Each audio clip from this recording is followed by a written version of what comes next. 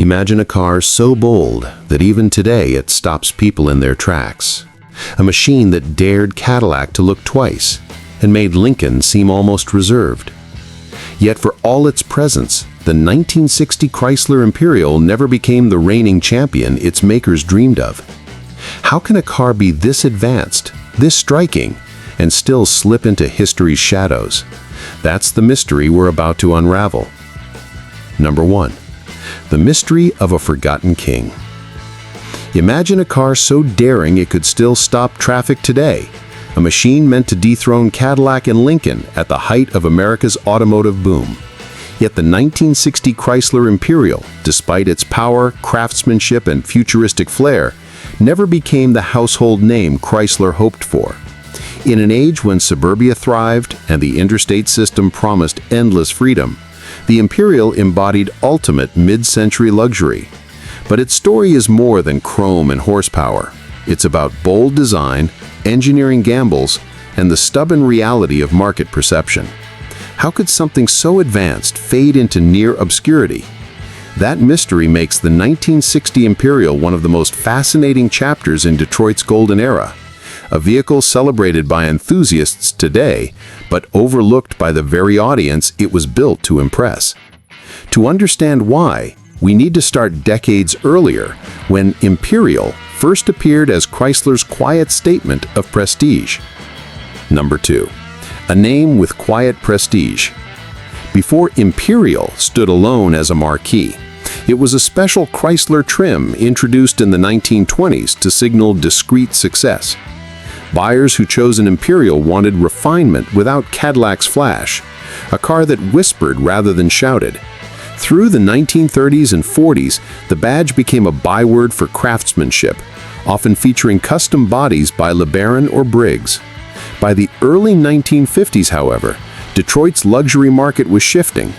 Cadillac ruled the roost with confident marketing and yearly styling changes that captured public imagination. Chrysler executives knew that merely offering an upscale trim would never challenge GM's crown jewel. Prestige alone was no longer enough. They envisioned Imperial as something grander, a separate brand that could stand beside Cadillac and Lincoln, not as a derivative of Chrysler, but as an equal. That ambition set the stage for one of the boldest product moves in Chrysler's history. Number 3. Breaking free in 1955. In 1955, Chrysler officially severed Imperial from its parent lineup.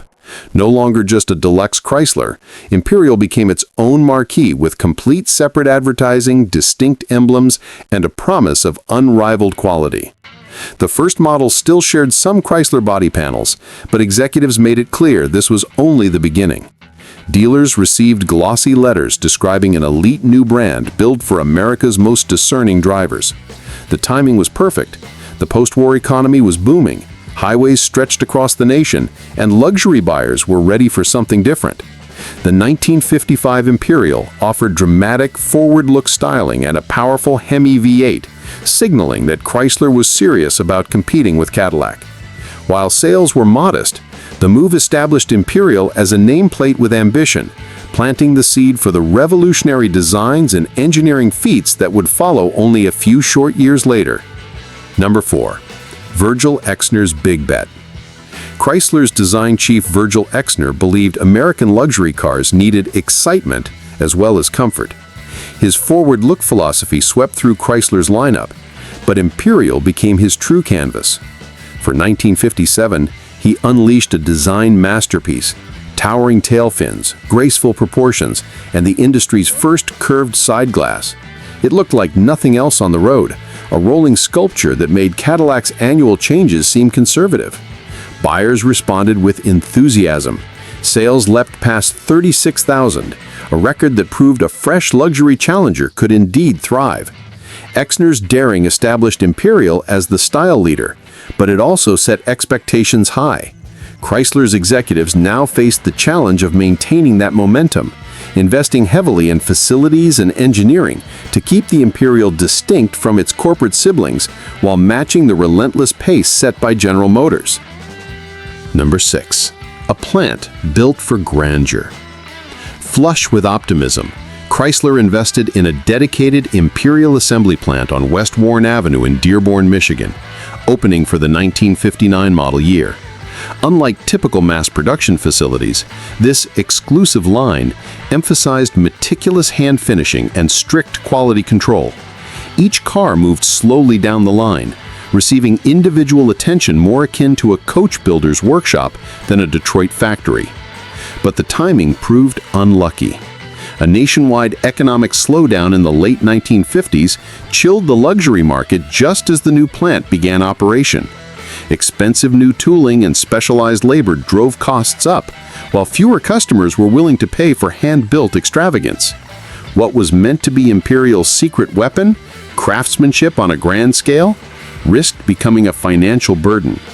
Still, the company forged ahead, determined that the 1960 redesign would showcase why this investment in quality was worth every penny. Number 7. Tradition over trend. As competitors embraced modern unibody construction for lighter weight and improved rigidity, Imperial stubbornly retained its traditional body-on-frame engineering. To outsiders, it seemed old-fashioned, but engineers argued it provided superior isolation from road noise and vibration, the hallmarks of true luxury.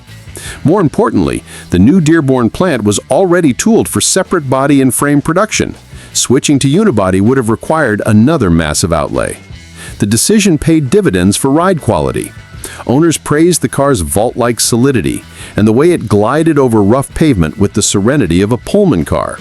While critics muttered about added weight, Imperial buyers valued the sense of indestructible strength, reinforcing the brand's image as a true luxury alternative, rather than a flashy experiment chasing trends. Number 8. A 1960 rebirth. For 1960, the Imperial emerged with an all-new body that shared virtually no visible sheet metal with its Chrysler cousins. 3 trims, Custom, Crown, and the ultra-exclusive LeBaron, gave buyers a clear hierarchy of opulence, but every version carried the same aura of bespoke craftsmanship. Rooflines were lower and sleeker, the greenhouse more dramatically curved, and every panel was stamped from fresh dies to ensure crisp, jewel-like detail.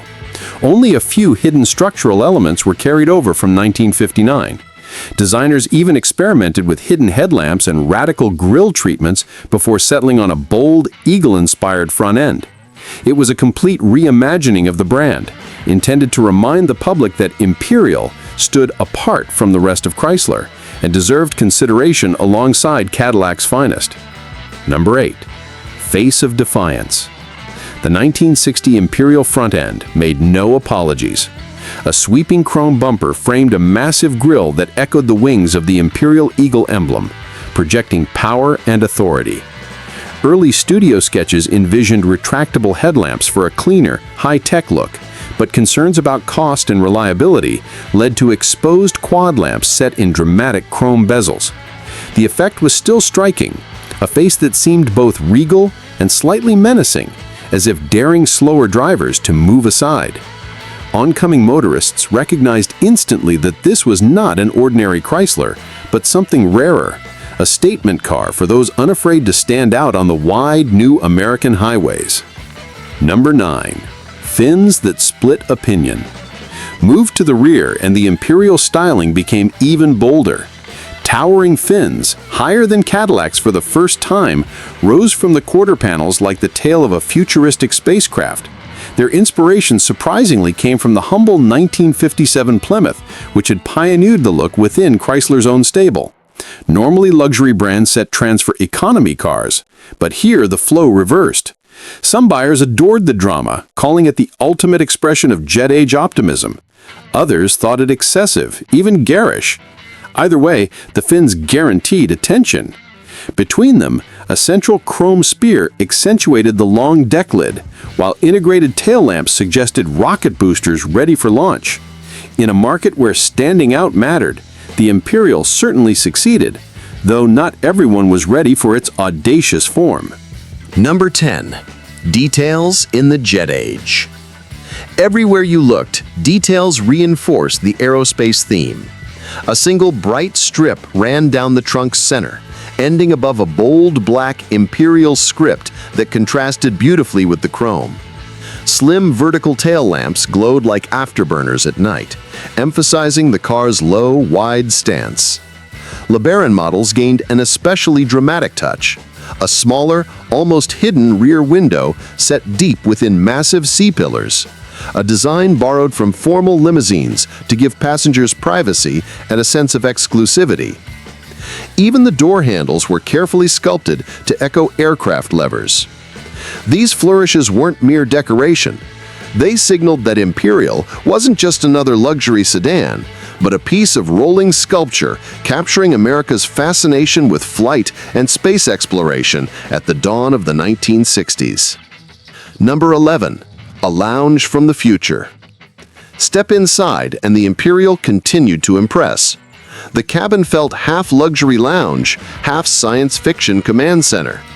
Instead of a conventional round wheel, drivers gripped a squared-off squircle rim that provided better leg clearance and a unique visual signature. The dashboard housed electroluminescent gauges that glowed evenly green, a technology far ahead of its time and far more legible than traditional bulbs.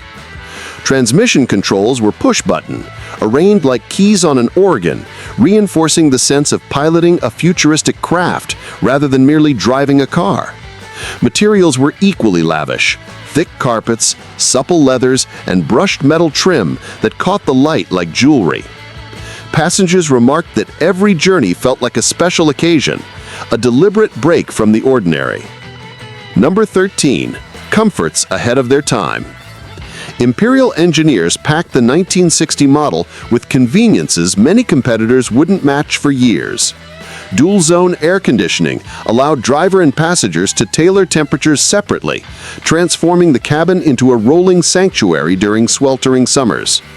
Power windows and power door locks were standard on most trims, while Chrysler's autopilot cruise control, one of the first production systems, took the strain out of long highway trips. For 1960, power vent windows joined the list, letting occupants admit a gentle breeze without disturbing the main glass. Under the skin, an alternator replaced the traditional generator, delivering more reliable electrical output for all those gadgets. Each feature reinforced the idea that Imperial ownership meant stepping into the future, enjoying technology usually reserved for concept cars or aircraft cockpits. Number 14. Seats with a twist.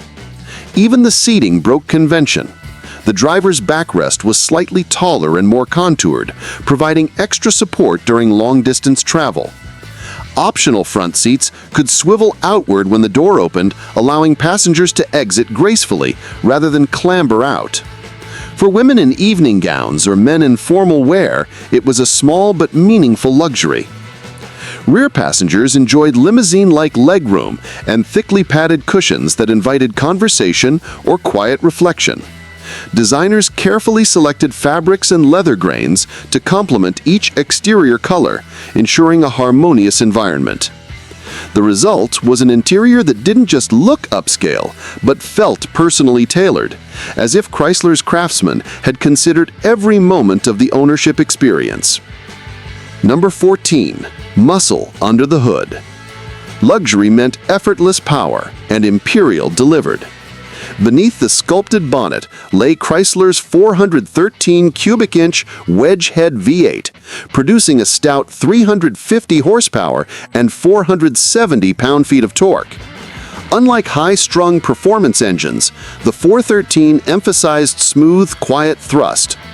A gentle press of the accelerator launched the 4,600-pound sedan forward with surprising authority, while a deeper prod summoned a satisfying growl.